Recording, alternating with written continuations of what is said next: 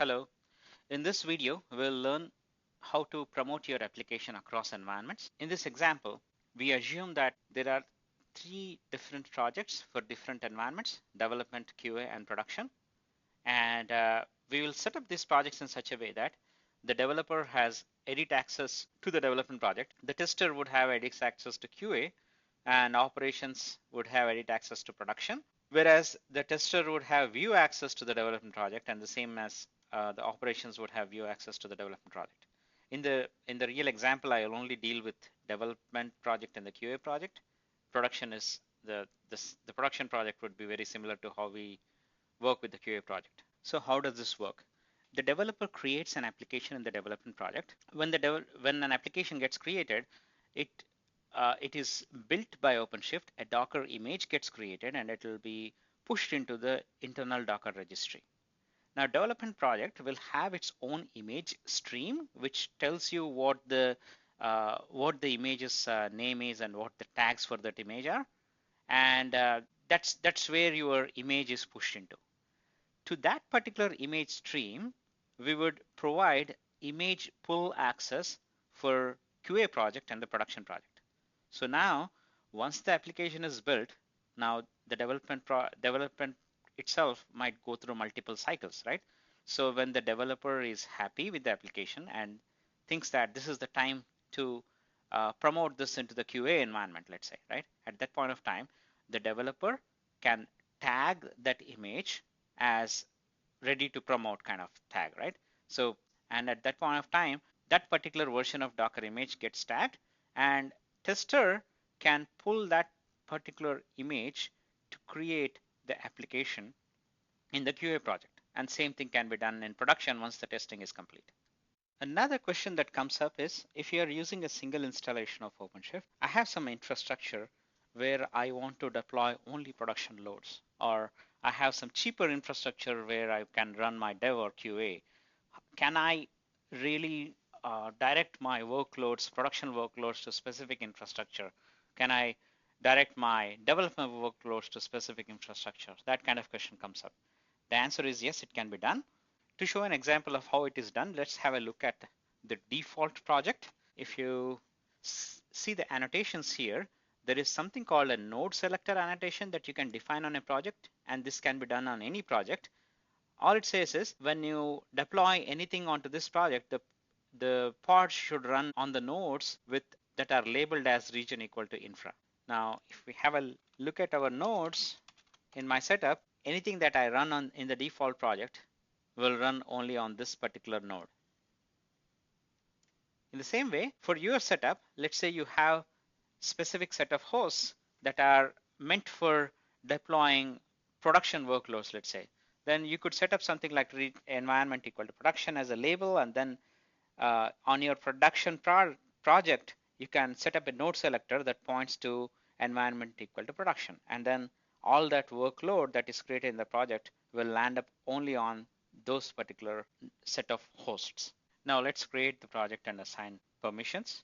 So first I'll create a development project, and I'm using my username to create this project. And in order to add other users, for example, as developers, I have a user with user ID developer dev1. I'll add that user as a developer. So I'll give edit access to the developer to this project. Now this particular developer can deploy applications onto this project. I'll also add view access to a tester.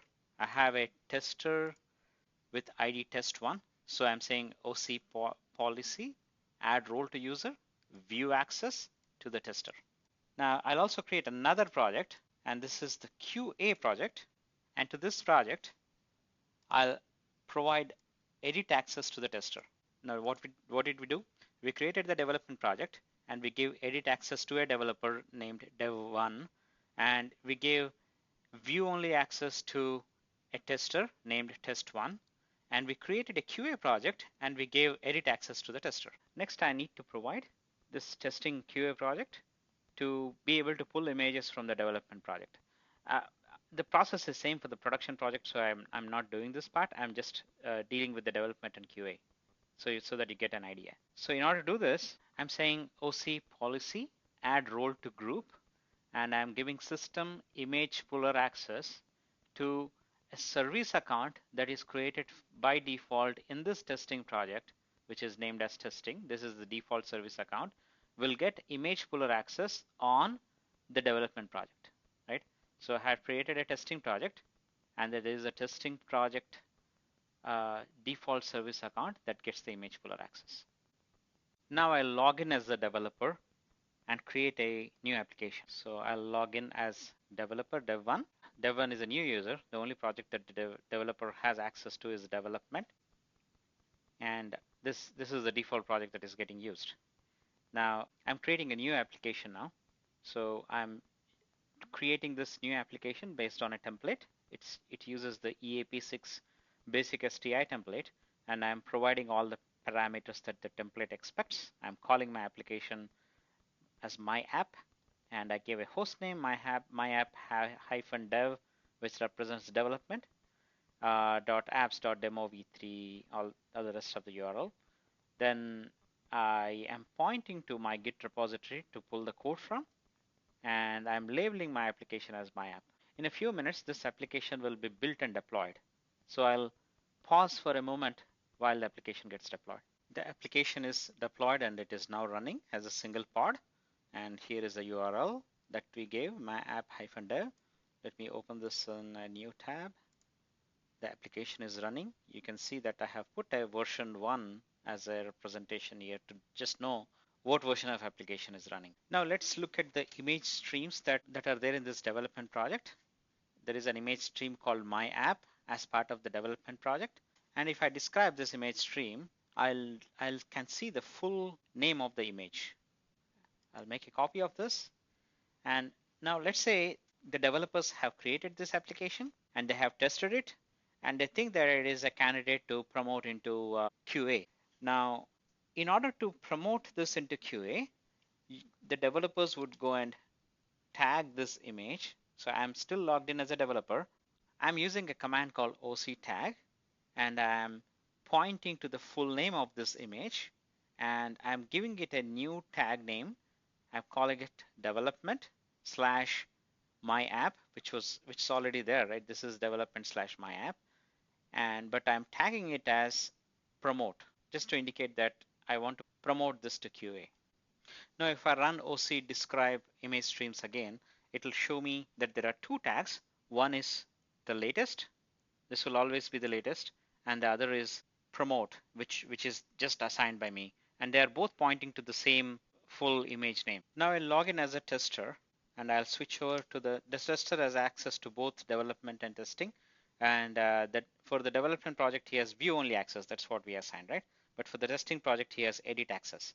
I'll switch over to the testing project, and this time I will create an application by using the image that is tagged as promote. So you can see I'm pointing to development slash my app colon promote, which is the image tag, and this is the tag I'm using to create my application inside this testing project.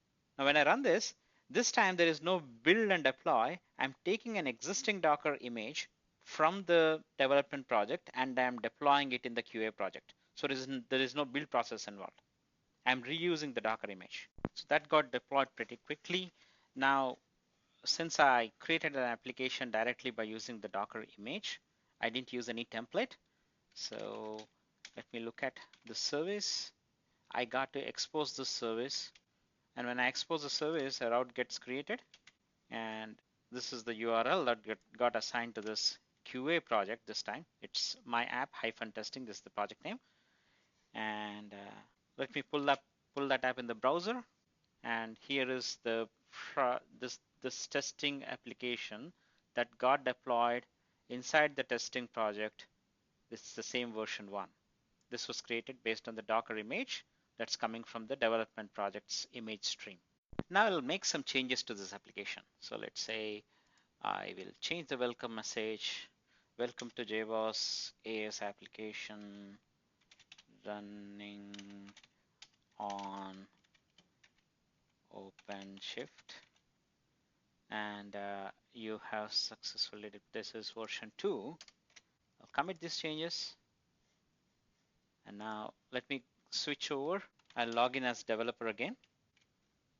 And in the development project, I'll start a new build. This will take a minute for the build to complete. Let's wait for it. The second build is complete. So and it should have been already deployed. So let's go and see. I'll refresh this application in development and see what happened. There is a change. JBoss AS application. Oops, there is a spelling mistake. There is a typo. It's version 2, that's true. But now let's look at the QA version of this application. It's still running version 1, which is the older version, right? It's not changed.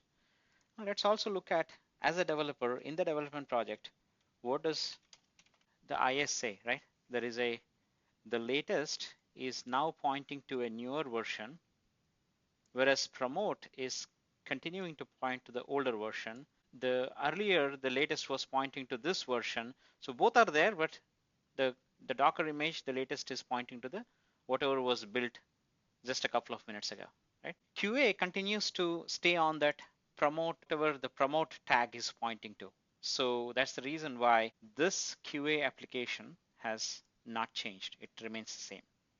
Now let's make one more change. We'll fix this error made in this development version. Now I'm fixing this mistake that I did in the past as a developer, and I'm being more careful this time, and this is version 3.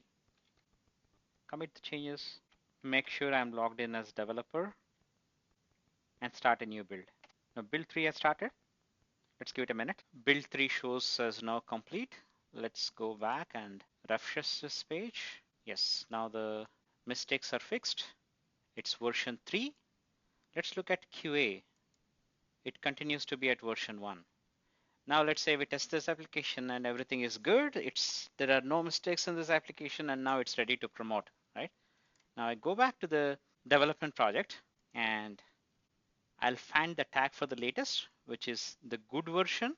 So I'm using the full image name again, and I'm applying the same promote tag on this new image now. So I'm running the same OC tag command, and I'm taking the newer version of full image ID, and I'm applying the same promote tag on that. So right now, if you see, the promote is pointing to whatever was the version 1. It's ending in 98F. The version 1 was 98F. The latest is now D1F, and I'm trying to tag it as promote on D1F. So once I promote, if I log in as tester and I switch over to the testing project, by the time I came here, a newer version got deployed about 14 seconds back. So which means I didn't have to do anything. All I did was I applied the promote tag based on which this QA version of the project was using the application as, right? This application was created from promote tag.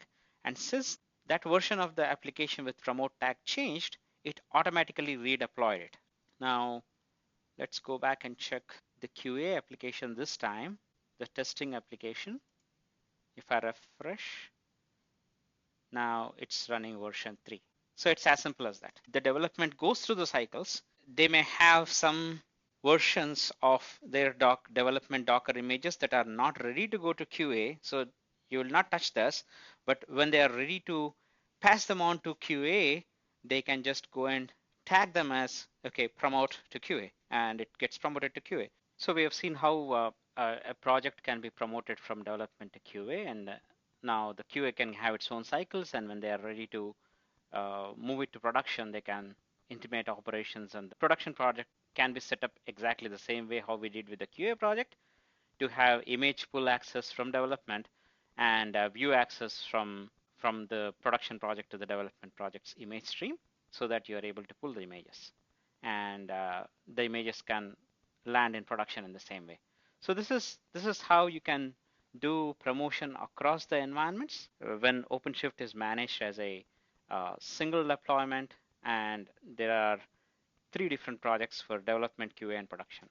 Now there is another way that you could use, where you have completely distinct OpenShift environments for development, QA, and production, or maybe one environment for dev and QA and a distinct one from production for whatever the reasons are.